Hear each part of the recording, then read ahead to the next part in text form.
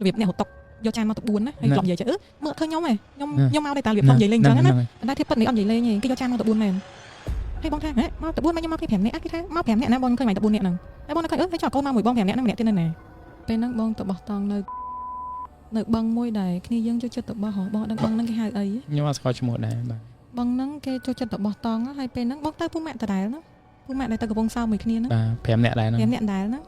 ដល់ពេលហើយបងមានពូម៉ាក់មួយគាត់មាត់ល្អិលហើយបងត្រឡប់បោះតង់បើអីចឹងបងអត់ចូលចិត្តសែនទេទូគាត់សែនក៏បងប្រាប់ដែរថាអត់ឲ្យសែនទេហើយរឿងញ៉ាំអីសល់ហើយទុកនៅក្រៅតង់អាហ្នឹងក៏បងអត់ឲ្យទុកដែរបើថាញ៉ាំឲ្យអស់បើញ៉ាំអត់អស់ទេបោះចោលអាណាដែលទុកបានគឺទុកក្នុងតង់យើងហ្មងព្រោះយប់ឡើងខ្លាចគេអ្នកគ្នាអត់មានអីញ៉ាំហ្នឹងហើយគ្នាមកយកអញ្ចឹងបងប្រាប់ចឹងរហូតហើយពេលហ្នឹងកាត់បងទៅបោះតង់នោះអត់ទាន់សូវមានណាគេទៅហ្នឹងឯងដល់ពេលហើយបងទៅដល់ប្រហែលជាម៉ោង4ម៉ោង5ហើយម៉ោង4ម៉ោង5ហើ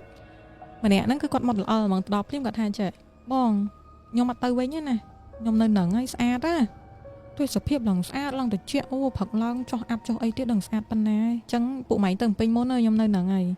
បងគាត់ទៅលើកូននឹងនិយាយហើយបងឡើងថាអូនឯងមិននិយាយចឹងប្រយ័ត្នមែនតើណានៅក្នុងព្រៃអត់ត្រូវនិយាយចឹងទេគាត់ថាអូខ្ញុំមិនជឿទេបងខ្ញុំដើរលេងមកយោហើយបងថាចាំរឿងនៅកំពង់សោមបងក៏សួរគាត់អញ្ចឹងគាត់មកទេអញ្ចឹងយប់ហ្នឹងបងក៏ញ៉ាំអីហើយអញ្ចឹងទៅគាត់នឹងអង្គុយនៅមាត់ទឹកហ្នឹងប៉ុន្តែពួកបងឃើញគាត់នៅក្នុងតង់ប៉ុន្តែធៀបពិតគាត់អត់នៅក្នុងតង់ទេគាត់នៅអង្គុយមាត់ទឹកតែពួកបងមើលអត់ឃើញគាត់នៅអង្គុយនៅមាត់ទឹកហ្នឹងទេគឺគាត់អង្គុយនៅមាត់ទឹកហ្នឹងតាំងពីពួកបងគេងហើយពួកបងគេងហើយត្រឡប់ម្នាក់ងើបទៅបត់ជើងអីអញ្ចឹងមើលគ្នាថាអូអ្នកណានៅណាអត់អញ្ចឹងណាហើយត្រឡប់ទៅវិញពេលដែលគាត់មុនទៅអង្គុយនៅឡាញបោះនៅមាត់ទឹកហ្នឹងគាត់និយាយទូរស័ព្ទមួយសងសារគាត់អញ្ចឹងបងក៏គិតថាអូប្រហែលជាគាត់នៅនិយាយទូរស័ព្ទមួយសងសារគាត់ទោះភ្លឺអីចឹងទៅអាហ្នឹងយើងអត់ចាប់អារម្មណ៍ទេប៉ុន្តែផឹកឡើងនឹងបងកាត់ចូលដល់ផឹកហ្មងហើយផឹកឡើងយើងមិនត្រូវត្រឡប់មកវិញក្នុងឡានជិះ5នាក់ពួកបងជិះមកឡើងឆ្ងាយមកដល់ឡើងឆ្ងាយហ្នឹងហើយគឺពួកបងញ៉ាំអីពេលបងញ៉ាំអីអញ្ចឹងអូនឯងដែរធ្លាប់ត្រឡប់និយាយរឿងទៅគ្នាម្នាក់ហើយរបៀបអ្នកហូតុកយកចានមកទៅ4ណាហើយធ្លាប់និយាយចេះមើលអត់ឃើញខ្ញុំទេខ្ញុំមកដែរតារបៀបធ្លាប់និយាយលេងអញ្ចឹងណាប៉ុន្តែធៀបពិតនេះអត់និយាយលេងទេគេយកចានមកទៅ4មែនហើយបងថាហ៎មកទៅ4មកខ្ញុំមកគ្នា5នាក់គេថាមក5នាក់ណាបងខ្ញុំឃើញមកតែ4នាក់ហ្នឹងហើយបងនៅឃើញហើយចោលកូនមកមួយបង5នាក់ហ្នឹងម្នាក់ទៀតនៅណាអានេះយកទៅពួកបងមើលឃើញគាត់នៅហ្នឹងប៉ុន្តែគាត់តែឆ្ងល់ថាហេតុអីគាត់អង្គុយចឹងរហូតតាំងពីក្នុងឡានមកអត់និយាយអីបងនៅឃើញថាអូគេនិយាយទូរស័ព្ទយកមិញគេជួបគ្នាមួយសងសារអីគេចឹងទៅអញ្ចឹងក៏អត់មានសួរនាំដែរទៅសួរគេឲ្យគេនិយាយយើងបងអត់សួរទៀតហ្មងគិតថាគេបាក់ចិត្តអីចឹងទៅហ្នឹងហើយគេអារម្មណ៍អត់ល្អបងក៏ហៅអ្នកធ្វើការមួយទៀតមកថាអូបងសុំចានមួយទៀតគេក៏យកចានឲ្យបងឲ្យបងដាក់ចានហ្នឹងអញ្ចឹងណាហើយដល់ពេលកំងក៏គេលើកមកទៅ4ចានដែរតែមិត្តភក្តិបងគាត់កំងពេលដែលយើងឃើញណាយល់អត់និយាយមួយអ្នកហ្នឹងហើយ order អីធម្មតាហ្នឹងអីដែលពួកបងឃើញ4អ្នកបងដែលឃើញតែគេអត់បានឃើញអញ្ចឹងឯងគេឃើញតែពួក4អ្នកបងអ្នកកំងឯងដល់ពេលហើយបងក៏ថាមានរឿងអីឯងពួកកូនហ្នឹងបងណូតតាំងពីយប់អីហ្នឹងរឿងចង់នៅហ្នឹងបងក៏ថាអ្នកអស់គ្នាឃើញកូនហ្នឹងអត់បងអត់ចង់និយាយឈ្មោះគាត់អ្នកអស់គ្នាឃើញកូនហ្នឹងអត់ថាឃើញគាត់ទាំងអស់គ្នាយើងអស់គ្នាគាត់ឆ្ងល់ថាវាអត់និយាយអីហើយយើងនិយាយចឹងហើយគាត់និយាយអីអត់និយាយទេអត់និយាយទៀតអត់និយាយទេបងក៏នឹកឃើញថាគ្នាជួបគ្នានឹកឃើញថាអង្គុយមកបឹងយប់មិញហ្នឹងគឺហើយគេនិយាយទូរស័ព្ទគេជួបគ្នាមួយសងសារគេអញ្ចឹងក៏នឹកឃើញឲ្យគាត់នៅម្នាក់ឯងទៅពេលហើយគាត់ដើរទៅបន្ទប់ទឹកបាត់ដើរទៅបន្ទប់ទឹកហើយបងក៏និយាយថាឲ្យវាទៅសិនណាហើយបងអង្គុយចាំហ្នឹងចាំហើយកន្លះម៉ោងបងក៏ប្រាប់កូនមួយទៀតទៅតាមវាមើលឃើញមានរឿងអីក្នុងបន្ទប់ទឹកទេទៅអត់ឃើញហ្មងអត់ឃើញកូនហ្នឹងហ្មងហើយបងក៏អង្គុយគិតហើយបងថាបើមានរឿងអីសូមឲ្យខ្ញុំទៅវិញដឹងរឿងអញ្ចឹងណាហ្នឹងអាហ្នឹងជាទម្លាប់បងខ្លួនឯងឯងពេលហើយបងក៏បកទៅកន្លែងហ្នឹងវិញពេលដែលបងបកទៅកន្លែងហ្នឹងវិញកូននោះនៅមាត់បឹងដែរកូននោះអង្គុយចេះអង្គុយនៅមាត់បឹងហ្នឹងហ្មងអត់ទៅណាហើយស្ងៀមត្រង់ដូចពេលពួកបងឃើញចឹងហើយពេលហ្នឹងបងហៅគ្នាបងម្នាក់ទៀតថាអូនបាច់ស៊ូនាំអីលើកដាក់ចូលឡានហ្មងណាហើយទៅមើលវត្តណានៅចិត្តហ្នឹងយកទៅស្រោចទឹកហ្មងពួកប្រហែលជាខុសមាត់យុគមិញហើយគាត់និយាយថាគាត់ចង់នៅនឹងរហូតស្អាតចឹងដល់ពេលហើយទៅក៏លើកដាក់នៅក្នុងឡានហើយនាំគាត់ទៅស្រោចទឹកស្រោចអីពេលហ្នឹងនៅមានវត្តដែរគាត់ទៅពេលពួកបងចូលដល់ក្នុងវត្តភ្លាមគាត់និយាយថាកូនហ្នឹងនិយាយអីខុសហើយគេមកតាមច្រើនណាលោកតាមានពុទ្ធិកាអញ្ចឹងណាដល់ពេលហើយបងកាលហ្នឹងនៅរៀងក្មេងៗដែរយើងអត់ដឹងថាធ្វើម៉េចហ៎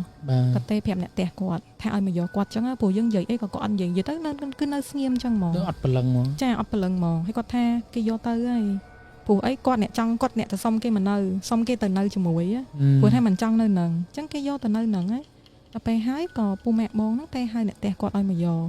ហើយក៏ដាច់សាច់រឿងធំហ្នឹងឯណាបងក៏ទេទៅសួរពូម៉ែបងទៀតថាម្នាក់ហ្នឹងមកចៃ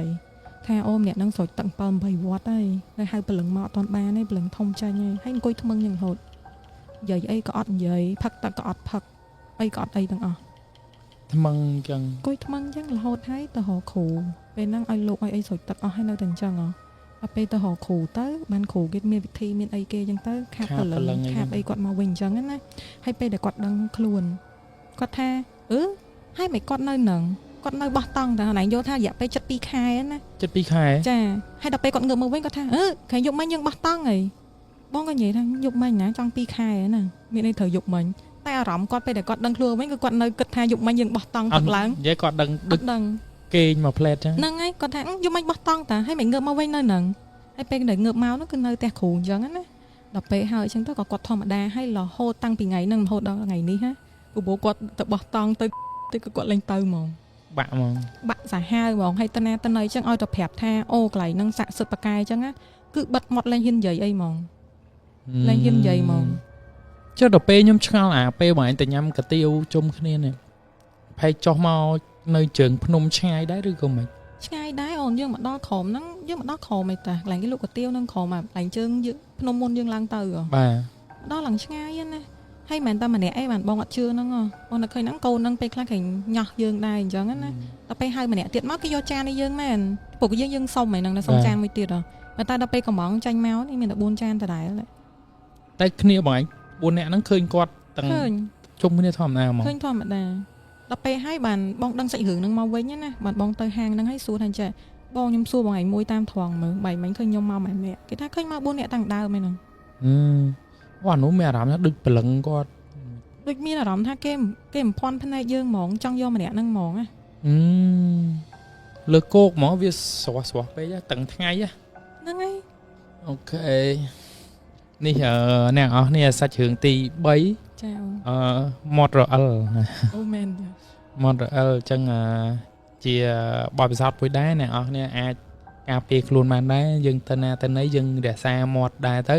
មិនថាតែមនុស្សទេសូម្បីតែយើងនិយាយមួយមនុស្សក៏យើងត្រូវគិតដែរចង់និយាយចឹងណាដូចចាស់គាត់ចំណាំនិយាយណាបើមិនជឿកុំប្រមាថណាបាទគឺនឹងពិតប្រាកដមែនយេ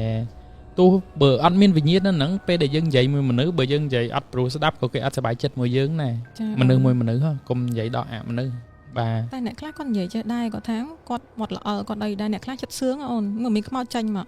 តែគាត់ត្រូវចាំថាអញ្ចឹងពេលខ្លះយអូនគាត់ខ្ពស់មនុស្សអាចធ្វើអីគាត់បានទេតែពេលយអូនគាត់ដាក់ចូលមកទាំងអស់ហ្មងពេលខ្លះគាត់អាចគាត់អាចខ្លាចហើយរិស័យគាត់ខ្ពស់អត់អីអ្នក